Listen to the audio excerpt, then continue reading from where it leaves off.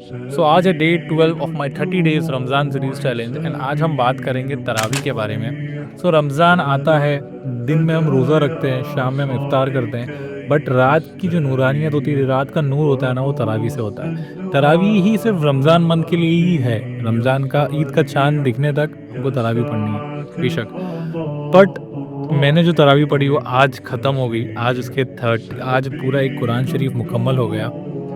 मैं बताता हूँ कि मैं इधर कैसे पढ़ने आ गया, क्योंकि मैं नियर बाय मेरी मस्जिद में ही पढ़ने वाला था जो मेरे घर के पास में है। बट फर्स्ट डे मैं ऑफिस से आने में लेट हो गया एंड मेरी कुछ इनिशियल रकात छूट गई थी। तो मुझे पता चला कि घर के पास एक और तरावी स्टार्ट की जा रही है। मुझे नहीं पता था वो कितने दिन की है। मैं उधर फर्स्ट डे पे गया तो मुझे पता चला वो 13 डेज़ की होगी, 13 दिनों की होगी। उधर दो अल्हम्दुलिल्लाह माशाल्लाह 2 हाफ़िज़ कुरान बच्चे थे जो कि जिनकी एज लगभग 15 से 17 साल थी, और उन्होंने ये पूरा कुरान शरीफ मुकम्मल की 13 दिनों में। अल्हम्दुलिल्लाह बहुत अच्छे से पढ़ाया, ऐसा फ़ास्ट एंड ऑल मुझे नहीं लगा। मुझे मतलब उन्होंने जो पढ़ा रहे थे वो समझ में आ रहा था।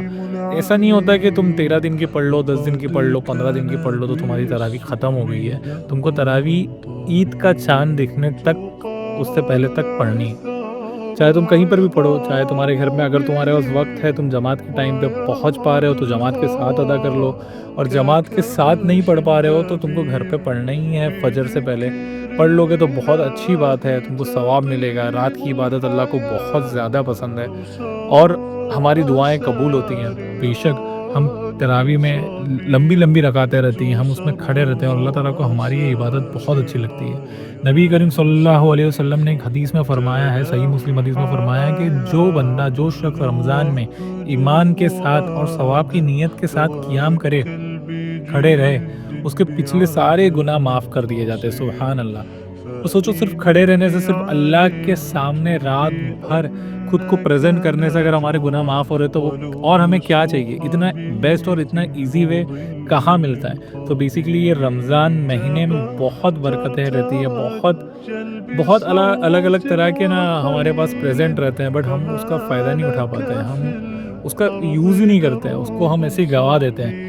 सो अभी रमज़ान 10 दिन तो चले गए, बहुत जल्दी चले गए 10 दिन, और अभी ये सेकंड अशरा चल रहा है एंड अल्हम्दुलिल्लाह मैं जो चैलेंज लिया हूँ, बेसिकली इतना कुछ डिफ़िकल्ट चैलेंज नहीं है। ऑन टाइम 5 टाइम नमाज़ पढ़ना है और वो मैं कर रहा हूँ, और इंशाल्लाह रमज़ान में मुझे कैसे भी कंप्लीट करना है विदाउट कज़ा, एंड आगे भी इंशाल्लाह मैं ये कंटिन्यू करूँगा। मिलते हैं कल फिर एक न्यू वीडियो के साथ। अल्लाह हाफ़िज़।